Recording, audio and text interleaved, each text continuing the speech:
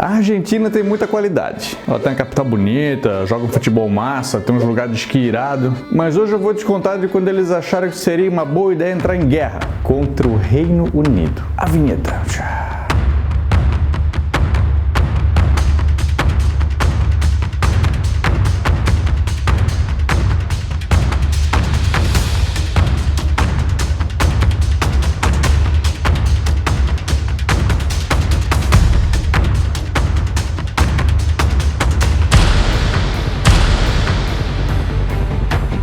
Ali perto da Argentina tem umas ilhas chamadas Malvinas, ou em inglês, que eu falo inglês, né, não sou chinelão, é Falklands. Esse nome é uma homenagem ao cara que financiou a viagem que levou à descoberta das ilhas, que é o 5º Visconde de Falklands, lá uma cidade escocesa. Como era frio e o clima era uma bosta, os ingleses se sentiram em casa e logo registraram a ilha. Os segundos europeus que chegaram lá foram os franceses, que chegaram em 1764. Um ano depois, os ingleses começaram a colonização. Franceses foram desbravando de um lado, ingleses foram desbravando do outro e foram se aproximando até que se encontraram e gerou aquele desconforto que todo mundo gosta.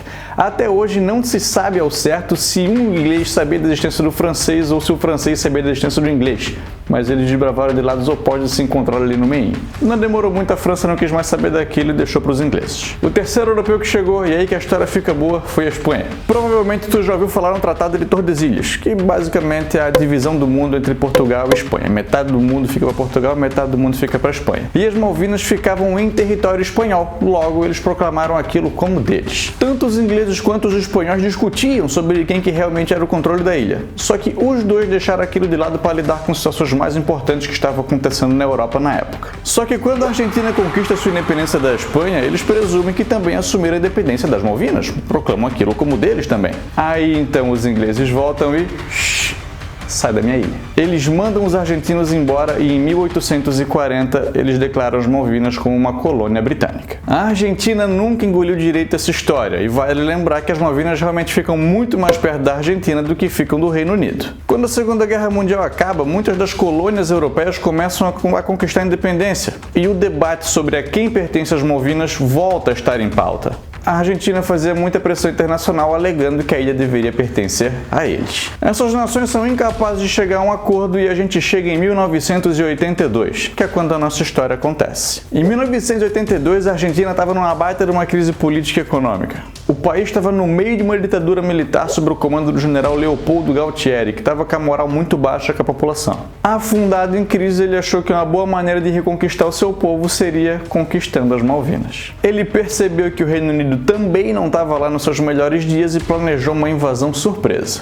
O que o Galtieri pensava? Vou invadir a ilha, vou ter apoio dos Estados Unidos, o Reino Unido está preocupado com o seu próprio povo, não vai se importar com a gente aqui e eu vou virar herói nacional. E a invasão da Argentina foi bem simples. No dia 2 de abril de 1982, 600 soldados são enviados para dominar a ilha sem ferir nenhum cidadão. A guarda britânica que estava lá na época se rendeu sem dificuldades também. Depois da invasão era só deixar alguns soldados ali, negociar a posse da ilha com a ONU, estava tudo certo. O povo argentino ficou feliz e o Galtieri mais ainda. Só que ele se esqueceu de duas coisas. A primeira é que os Estados Unidos, que financiaram a ditadura argentina, na verdade eles iriam apoiar o Reino Unido, pois eles eram parceiros de longa data e isso era época de Guerra Fria. Inclusive, as armas britânicas, muitas delas foram fornecidas pelos Estados Unidos.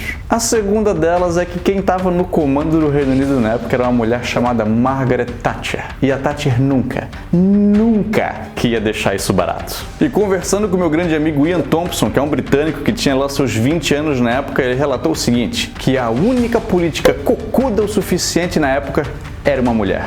O governo americano até conversou com ela. Poxa, Margaret, não pode deixar eles ficarem com as ilhas, mas ela não voltou atrás. Até tiveram umas conversas entre os dois governos, da Argentina e do Reino Unido, mas tinha mais dois problemas aí. Primeiro era a Margaret Thatcher, que estava putaça e ela queria descer o cacete nos argentinos. O segundo era os argentinos, que era mais doido que a Margaret Thatcher. E pra piorar tudo, o Galtieri era alcoólatra. Tem uma entrevista que dá pra achar aqui no YouTube que dá pra tu sentir o cheiro da cachaça. Ele fala meio cambaleando, com os olhinhos fechando, assim, é bem legal de ver. Tem até documentos britânicos que dizem que ele era incapaz de pensar racionalmente. O Reino Unido enviou mais ou menos uns 100 navios para a ilha. Enviou porta-avião, enviou submarino, enviou aquele navio que transporta soldado. E com a distância entre as Malvinas e o Reino Unido de mais de 10 mil quilômetros, eles utilizaram a ilha de Ascensão, que é uma colônia britânica britânica como base aérea. O que os argentinos fizeram nesse meio tempo, enquanto os britânicos não chegavam, foi colocar umas minas no lugar.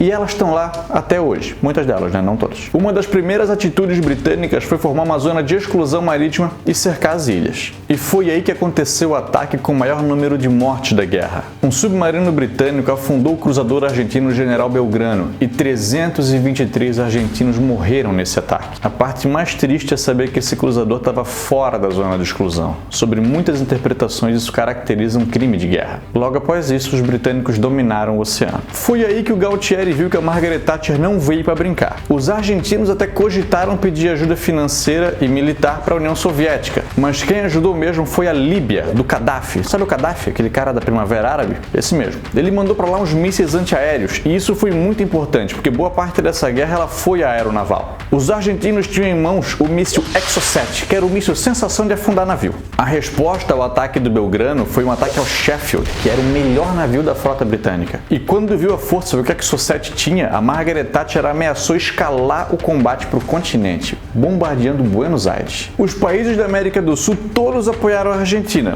com exceção do Chile, que também tinha uma treta com a Argentina. Quando todo mundo tem treta contigo, é um sinal de que tu tem que rever suas atitudes. Fica o recado aí, Argentina. Esses países eles evitaram se meter no conflito, mas algumas situações aconteceram. No Brasil, por exemplo, teve a história do avião britânico, que teve alguma falha mecânica, um problema de combustível, teve que ser escoltado pela FAB, pousou no aeroporto brasileiro e ficou aqui. Confiscaram o avião e só devolveram no final do combate. Final da guerra? No final do combate. Tem gente até que conta que o general Figueiredo, que era o presidente do Brasil na época, disse que se essa guerra chegasse no continente, o Brasil ia entrar nela e ia descer o cacete. Tem um autor brasileiro chamado Roberto Lopes que escreveu o livro O Código das Profundezas, que fala sobre os submarinos argentinos que foram usados na guerra. E o cara fala que eram uns baita de submarino, era alemão, tecnologia de ponta. Só que os argentinos não sabiam fazer a manutenção desses equipamentos. O motor estava ruim, eles tinham problema no casco, o computador de bordo não funcionava. Era de graça. Ele até conta a história de 2 torpedos que ficaram engatados nos tubos. É como se tu fosse dar um tiro e a bala ficasse presa no cano. Depois, a fabricante argentina declarou que a Argentina não sabia fazer a manutenção desses submarinos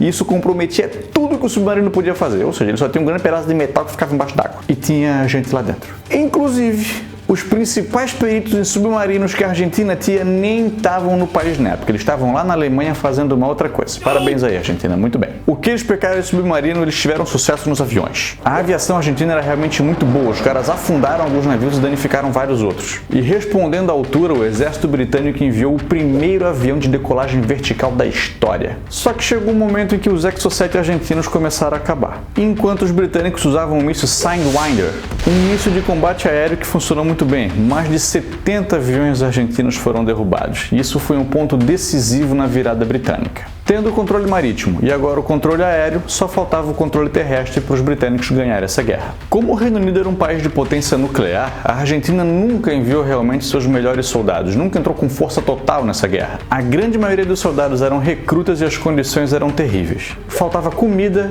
e também uniforme adequado para lutar no frio. Vamos lembrar que as Malvinas ficam quase ali perto da Antártida. É aí que a gente consegue ver como o planejamento é parte fundamental de uma guerra.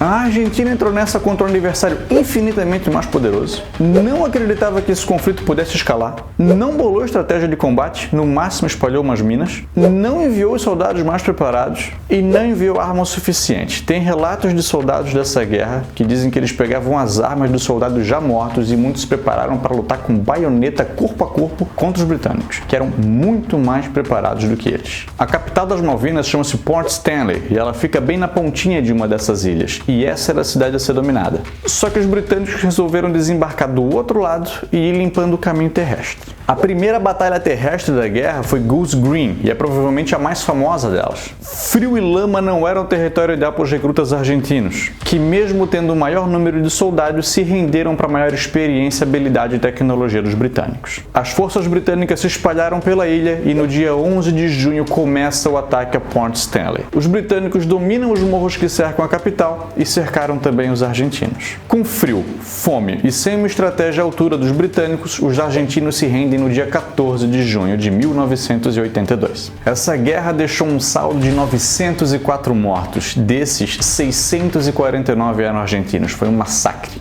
Sem contar os mais de 2.000 feridos, 11.000 prisioneiros argentinos e 3 civis mortos. O Galtieri renunciou 4 dias depois da guerra e deu fim também à ditadura argentina. A Thatcher virou uma heroína nacional, ganhou o nome de uma rua nas Malvinas e garantiu a sua reeleição. Se tu, assim como eu, curte Pink Floyd, dá uma conferida na música The Post-War Dream. Ela fala uma visão bem negativa da Guerra das Malvinas. Na Argentina, a imprensa divulgava que eles estavam ganhando a guerra, tudo isso para garantir o apoio popular. Fake news não é uma coisa de agora não, isso sempre aconteceu. Não chegava nenhuma informação do sofrimento dos soldados e nem do pau que eles estavam levando. Só chegava informação falsa, só que isso se tornou insustentável conforme a guerra ficou mais distante de ser vencida. A vida hoje nas ilhas é bem tranquila. Tem um policial que trabalha lá que relata que nunca viu um crime acontecer lá. Essas ilhas são a baita de uma potência na pesca e também no turismo. Em 2013, os quase 3 mil habitantes participaram de um referendo para decidir quem que eles preferem no controle das ilhas. E 99,8% deles preferem os britânicos. E esse é o argumento que o Reino Unido usa. Enquanto eles quiserem a gente aqui,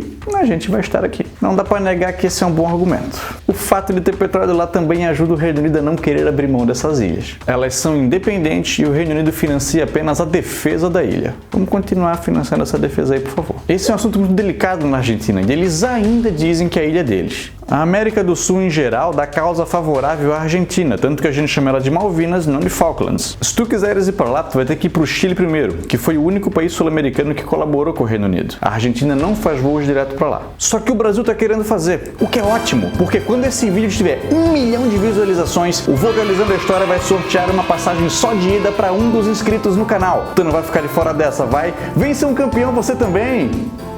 Ei, se tu gostou de saber dessa guerra que aconteceu aqui pertinho da gente, se inscreve no canal, curte o vídeo, dá uma sugestão de um próximo tema que tu quer ver aqui e não se esquece que a gente vai fazer uma coisa aí você, nós vamos se amar.